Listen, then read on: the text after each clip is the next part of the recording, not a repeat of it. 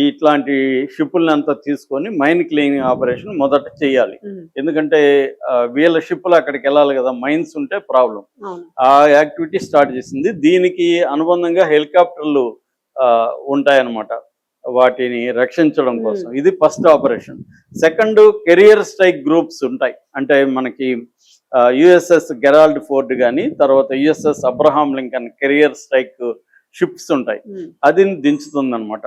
అది కూడా ఎక్కడ వాడుకుంటుంది? Gulf of ఒమెన్లో వాడుకుంటుంది. ఎందుకంటే గల్ఫ్ దేశాలన్నీ అమెరికాకి సపోర్ట్ చేస్తున్నాయి, వాళ్ళ బేసులన్నీ అమెరికాకి ఇస్తున్నాయి కాబట్టి గల్ఫ్ ఆఫ్ ఒమెన్లోను, నార్త్ అరేబియా సీలోను వాటిని పెడుతుంది. మూడోది ఏంటంటే సర్ఫేస్ యాక్షన్. ఆల్ డిస్ట్రాయర్స్ ఉంటాయి. అంటే ఇరాన్ ఏమన్నా అటాక్ చేయాలంటే సర్ఫేస్ ఈ బేసుల నుంచి అటాక్ చేయడానికి రెడీ చేసుకుంటుంది. నాలుగోది సబ్మెరైన్స్, అండర్ సీలో కూడా వాళ్ళ సబ్మెరైన్స్ పెట్టుకుంటుంది. ఐదోది ఎయిర్ కవర్, F-35, F-18 ఇవన్నీ పెట్టుకొని ఎయిర్ కవర్ను కూడా మొత్తం కంట్రోల్లోకి తీసుకుంటుంది.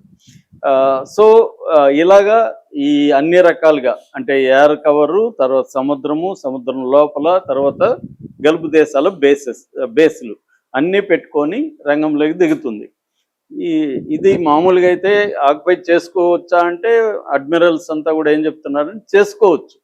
ఎందుకంటే ఇరాన్కి కన్వెన్షనల్ నేవీ అనేది దెబ్బతినేసింది కాబట్టి అక్కడికి వెళ్ళి కంట్రోల్ అయితే చేయొచ్చని చెప్తున్నారు.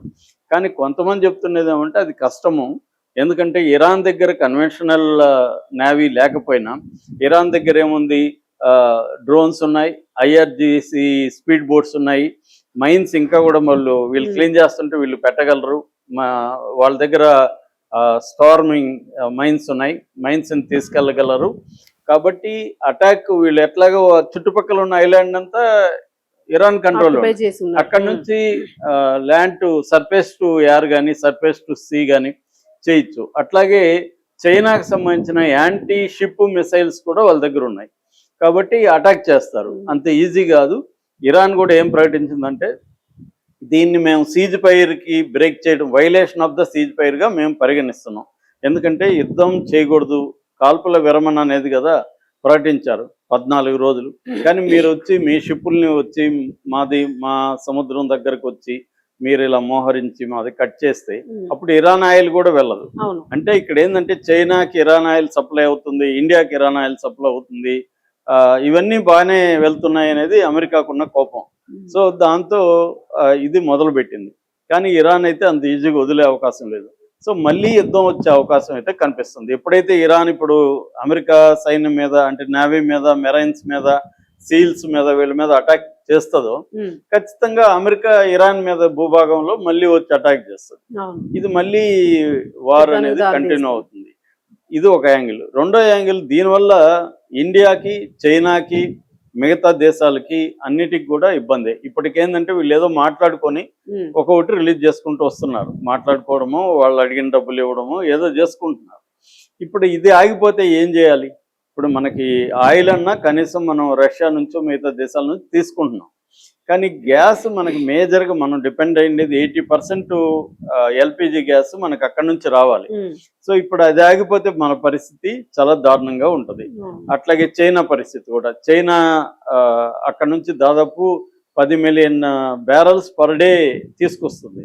మనం $5 మిలియన్ మనం తీసుకొస్తున్నాం. సో 10 మిలియన్లు ఒకసారి కాకపోతే చైనాకు కూడా చాలా పెద్ద దెబ్బ. సో ఇప్పుడు ఈ దేశాలు ఎలా రియాక్ట్ అవబోతున్నాయి? పాకిస్తాన్కి కూడా పెద్ద దెబ్బ. పాకిస్తాన్కి ఆ మధ్య 20 షిప్పులను పంపించింది ఇరాన్. ఇప్పుడు పాకిస్తాన్లో ఆల్రెడీ 438 రూపాయలు పెట్రోలు, 520 రూపాయలు డీజిల్ అలా ఉంది. ఇప్పుడు ఇది కూడా ఆగిపోతే పాకిస్తాన్కి పెద్ద దెబ్బ. మూడోది ఫుడ్. గల్ఫ్ దేశాలకు ఫుడ్, మన కంట్రీ లాంటి దేశాల నుంచి ఫుడ్ వెళ్తుంది. ఇప్పుడు ఇది కానీ అయితే ఫుడ్ పోదు. ఫుడ్ పోకపోతే అక్కడ ఫుడ్ క్రైసిస్ స్టార్ట్ అవుతుంది. మరి ఇవన్నీ ట్రంప్ ఆలోచిస్తున్నాడా? అసలు వీడికి మైండ్ ఉందా? ఏం చేస్తున్నాడు ఇతను అనేది ఇప్పుడు అందరూ ప్రశ్నిస్తున్నారు. కాబట్టి ట్రంప్ మీద ఇది ఎక్కువ కాలం నడిచే పరిస్థితి లేదు. ట్రంప్ మీద ప్రెజర్ జరుగుతుంది. మళ్ళీ చర్చలకి రావాల్సిన అవసరం అయితే ఉంది. ఇవన్నీ ఏంటంటే అతను ఇరాన్ని ఏదో ఒక రకంగా మెడలు ఉంచాలనేది ఒకటైతే, రెండు, ఇజ్రాయెల్ చర్చలు జరగనీయకుండా యుద్ధాన్ని మళ్ళీ కంటిన్యూ చేయాలని ఇజ్రాయెల్కు ఉన్న కోరిక. ఎందుకంటే ఇరాన్ కంప్లీట్గా వీకెన్ అవ్వలేదు కాబట్టి వీకెండ్ చేసేయాలి కంప్లీట్ గా అనేది ఇజ్రాయెల్ కోరిక. సో అందుకని ఇజ్రాయెల్ చెప్పినట్టే ట్రంప్ కానీ లేకపోతే అక్కడ ఉన్న డిప్లొమాట్స్ అంటే ఈ చర్చల్లో పాల్గొన్న జేడి వ్యాన్స్ కానీ లేకపోతే కుష్నర్ కానీ లేకపోతే విట్కాఫ్ వీళ్ళందరూ కూడా ఇజ్రాయెల్ కంట్రోల్లో ఉన్నారని ఇరాన్ ఆరోపిస్తుంది. సో ఈ నేపథ్యంలో మొస్తఫా కూడా ఒక లేఖ విడుదల చేశాడు. మాకు తెలుసు నువ్వు ఏం చేస్తావు అనేది అంతా మాకు తెలుసు, నువ్వు అసలు బ్రేక్ ఇచ్చిందే నీ దగ్గర అయిపోయినాయి, డిఫెన్స్ అంతా అయిపోయినాయి, దాన్ని మళ్ళీ రీఫిల్ చేసుకోవడానికి నువ్వు బ్రేక్ ఇచ్చావని మాకు తెలుసు. నువ్వు ఒక రీఫిల్ చేసే లోపల మేము 10 తయారు చేస్తాము, నువ్వు రీఫిల్ చేస్తే కానీ 2 రోజుల్లో వాటిని ఖాళీ చేయించే పద్ధతి మాకు కూడా ఐడియా ఉంది. మేము 24 అవర్స్ పనిచేస్తున్నాము, మిసైల్స్ తయారు చేస్తున్నాము, నువ్వు 10 ఏళ్లలో కూడా మా మిసైల్స్ ధ్వంసం చేయలేవని ఒక ఛాలెంజ్ మస్తాబా లెటర్ ఇసిరింది. సో ఏదేమైనా ఇది వాళ్ళ ఛాలెంజ్ పక్కన పెడితే ఇది ప్రపంచానికి ఎనర్జీ క్రైసిస్ మళ్ళీ తీసుకొస్తుంది. 150 నుంచి 200 వరకు బ్యారెల్ వెళ్ళిపోయే అవకాశాలు కనిపిస్తాయి.